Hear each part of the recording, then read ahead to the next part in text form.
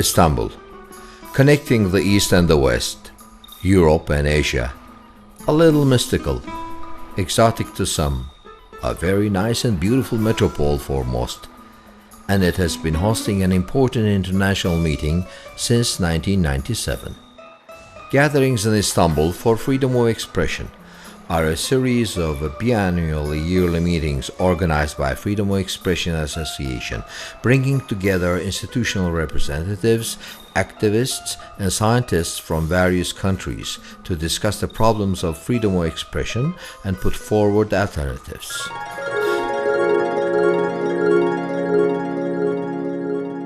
Hoş geldiniz 12. buluşmaya. Evet, zaman hızla akıp gidiyor ve bize neler getirebileceğini önceden bilemiyoruz. İşte 2020 yılında büyük bir tehditle karşılaştık, pandemi. İnsanlık bunu da alt edecektir ama ondan sonra bizi nasıl bir dünya bekliyor? Yine de dönelim bugüne. Hatta daha da geri gidelim. Çeyrek yüzyıl geriye.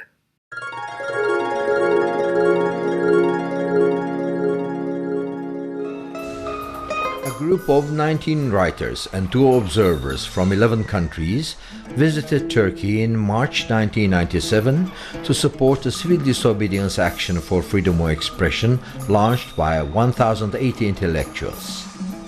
The visitor group signed under the criminalized text, as did their colleagues in Turkey, and informed the prosecutors about their action, met with writers, university teachers, lawyers, and attended court cases and visited prisoners who have been jailed over their ideas. The second gathering was held between 19th and 21st November 2000, at a time when the leaders of 3 political parties were condemned as criminals of thought, and around 80,000 people co-published the booklet Freedom of Expression for All, participating their crime. 18 guests from 9 countries attended the second gathering. The third gathering was finally held between 23rd and 26th October 2003 after being postponed 3 times over the earthquake in Turkey, the following economical crisis, and 9/11. 13 foreign participants attended, including General Secretary of Human Rights Watch Ken Roth, Secretary of PEN International Terry Carbon, and 3 monitors of Human Rights Watch. O buluşmadan yana 17 yıl geçti ve 8 buluşma daha. Zaman nasıl da hızla geçip gidiyor. Ama biz ilk günden itibaren yanımızda duran değerli katılımcılarımızı unutmadık, unutamayız. İşte bir demet hatıra.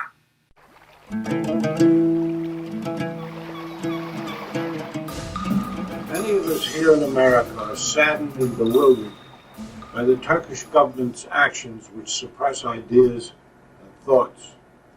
It seems to us that there is no future in such attempts, that from China to Russia to Romania to Serbia and South Africa, a new spirit is gathering strength in the world now, a spirit which absolutely refuses to abandon the right to speak its mind freely and without a government license. What strange creatures we are.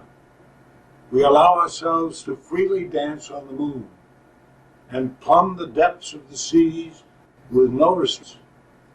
But to stand in a city and publish certain words and phrases can cost us our liberty and even our lives.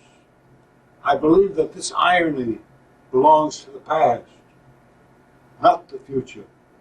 The future will be mastered and enjoyed only by the free. I'd like to express my total support for everyone meeting in Istanbul today, all those writers, musicians, artists, lawyers, who are determined to protect those freedoms that are being extremely threatened by the authorities in Turkey.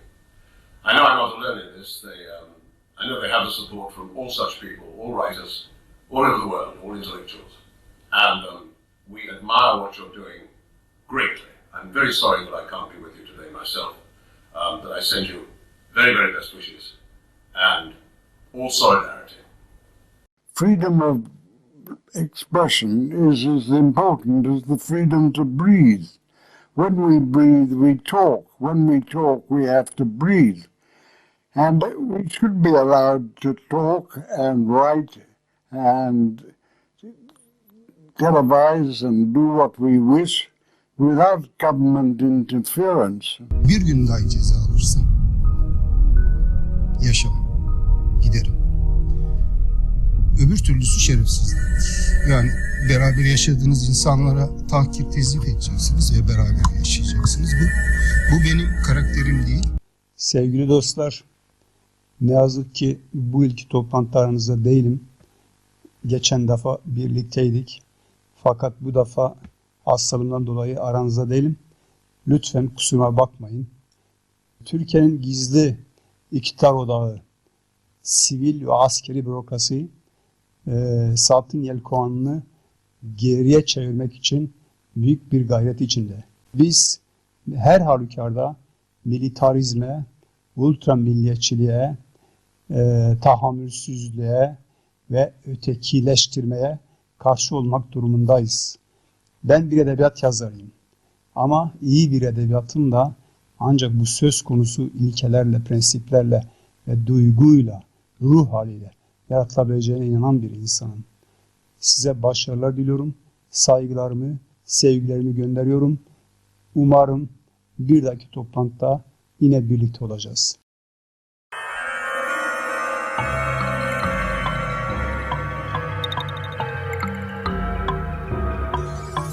Oh, freedom.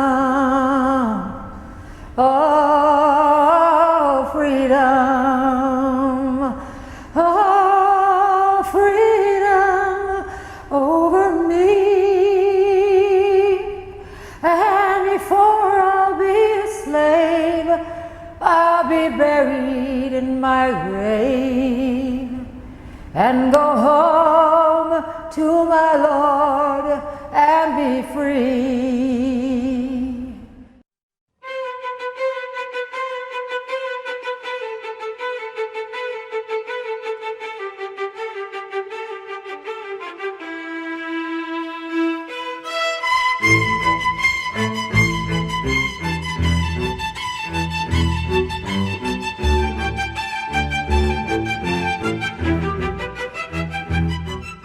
Hoş geldiniz 12. buluşmaya. İlk konuğumuz Anes Kalamar, Birleşmiş Milletler Özel Raportörü. I am so deeply honored to be with you, albeit virtually, on the occasion of the 12th Gathering for Freedom of Expression in Istanbul. The world over, including in Turkey, dozens of journalists, free thinkers, NGOs representatives are imprisoned simply for what they do, what they write, what they say.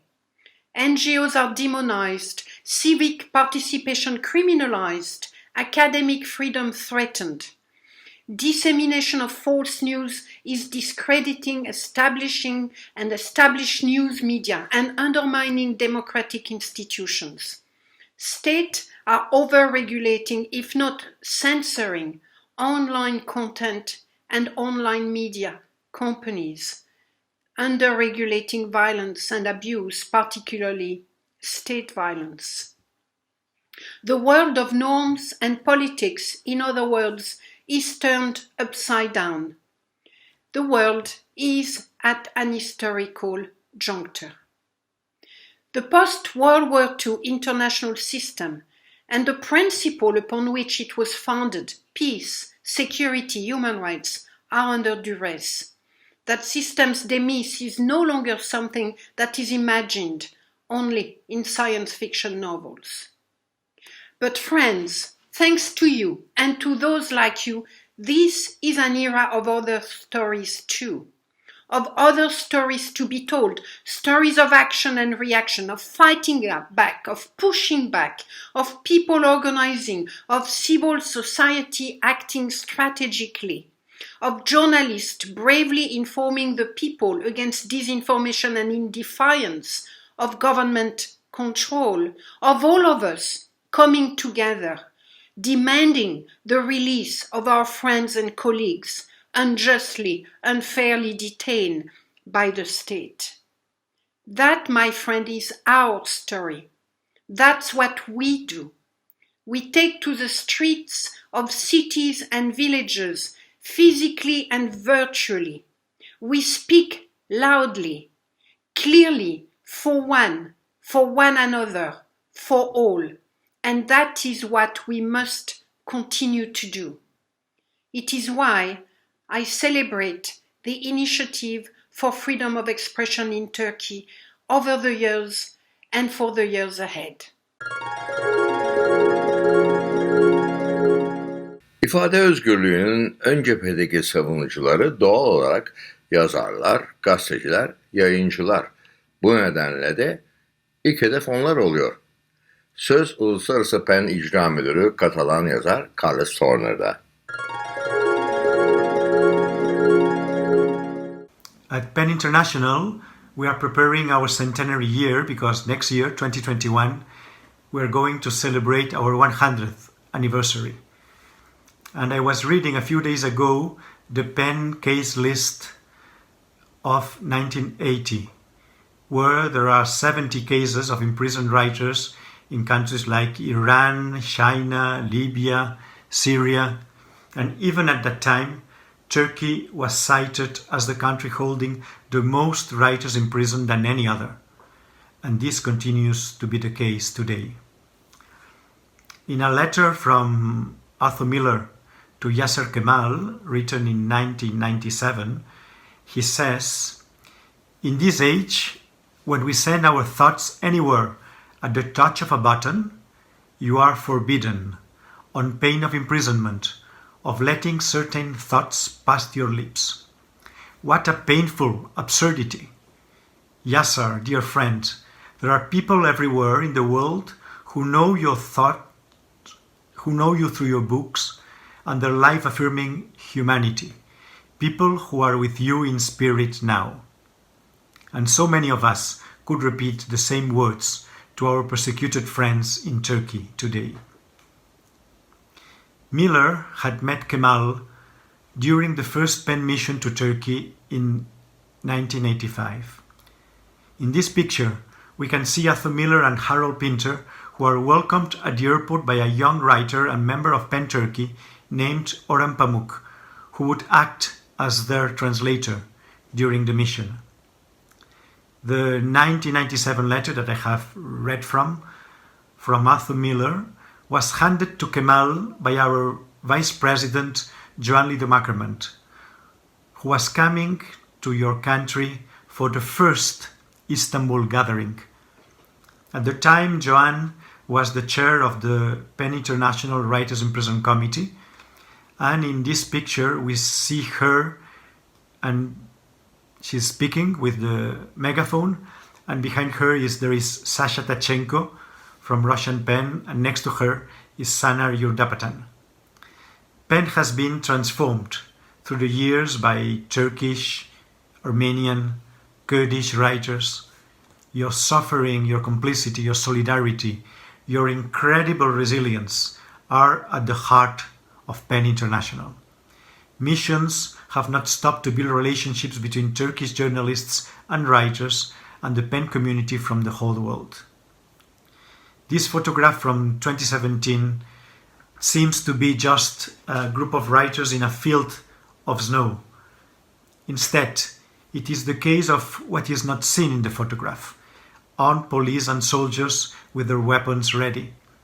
At the very moment the group stood together to give their PEN statement in front of Silivri prison, where 150 journalists were detained, and the mission was surrounded by armed police and soldiers.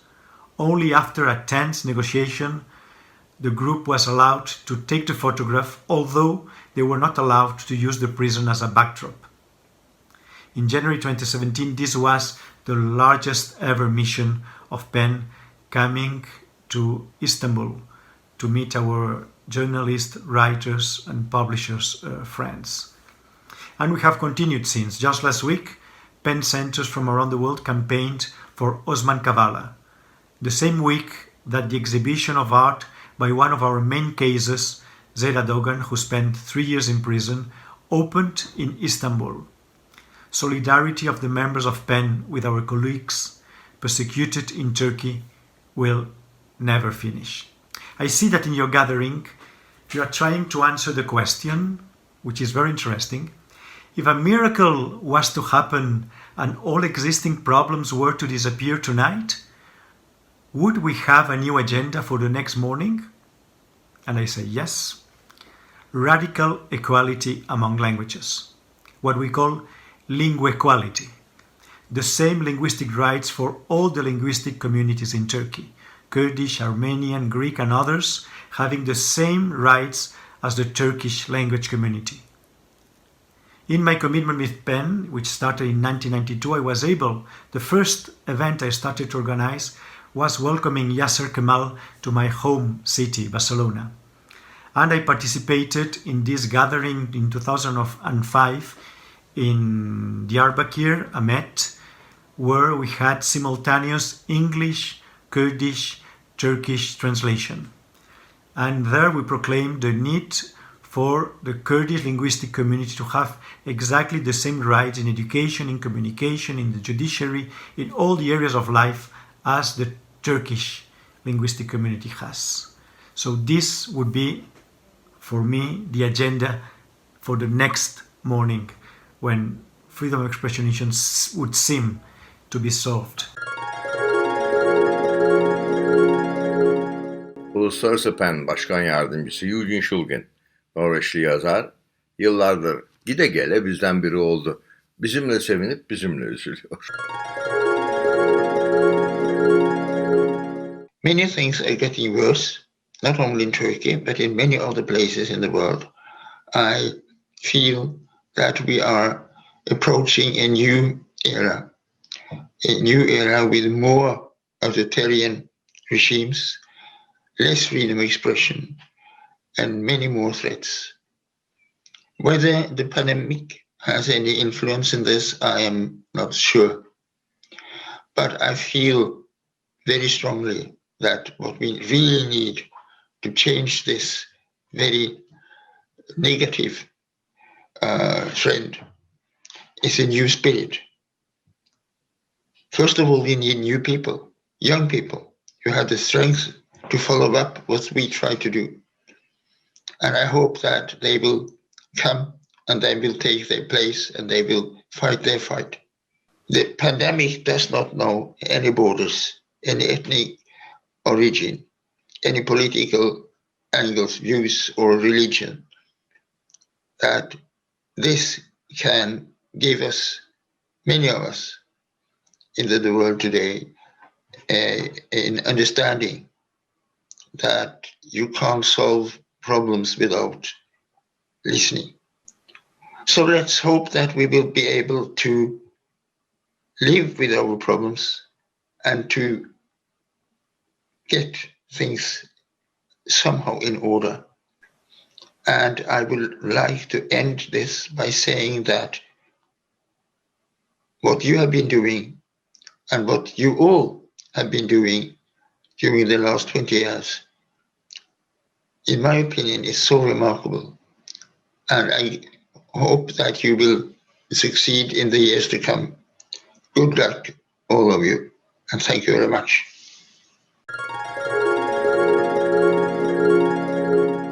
Uluslararası Yayıncılar Birliği Başkanı Hugo Sessel'den dinleyelim. Yayıncılığın yaşadığı ortak sorunları. The challenges freedom of expression faces are constantly evolving.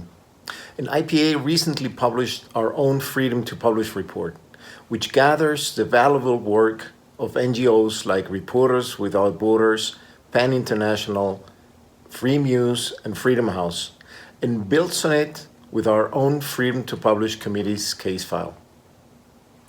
Under the subtitle Challenges, Violations, and Countries of Concern, it summarizes the main challenges as follows: government censorship, misuse of defamation laws, harassment and imprisonment of publishers, government limitations on competition and pluralism in the education sector, as well as book banning.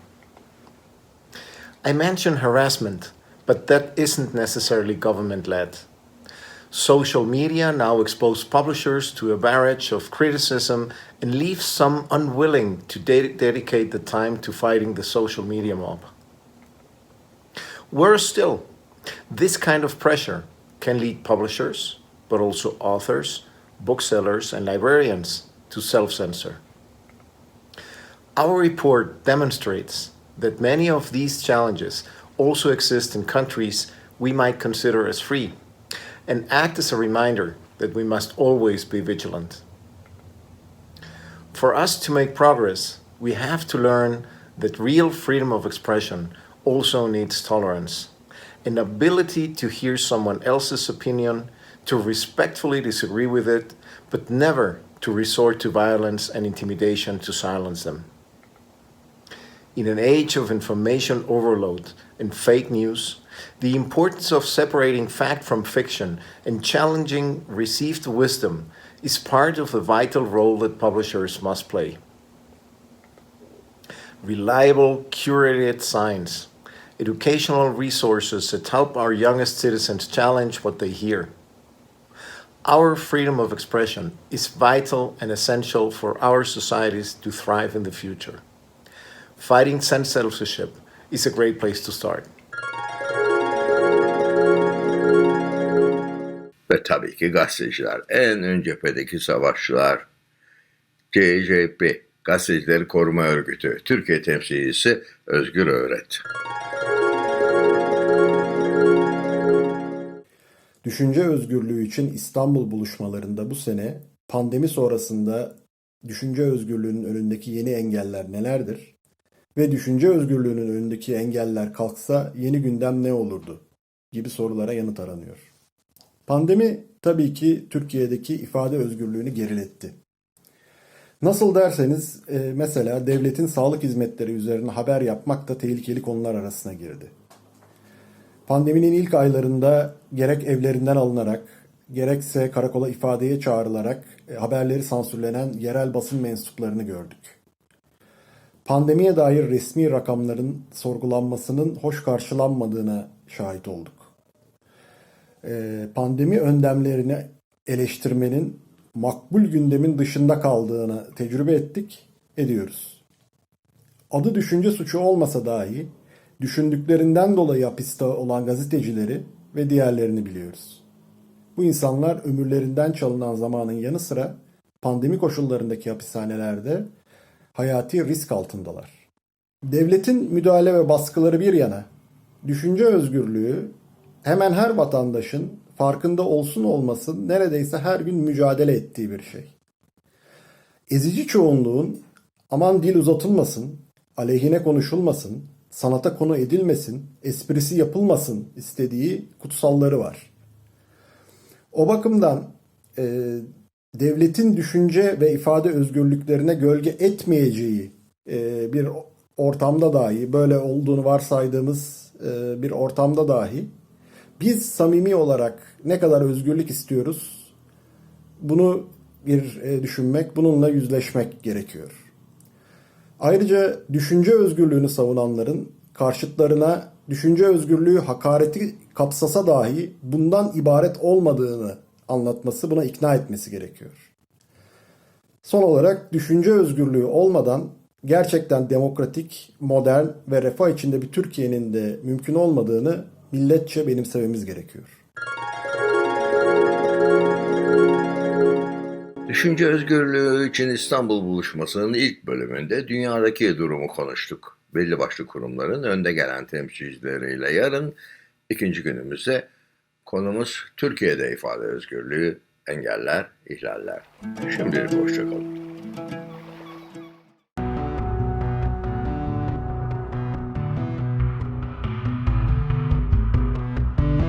Thank you.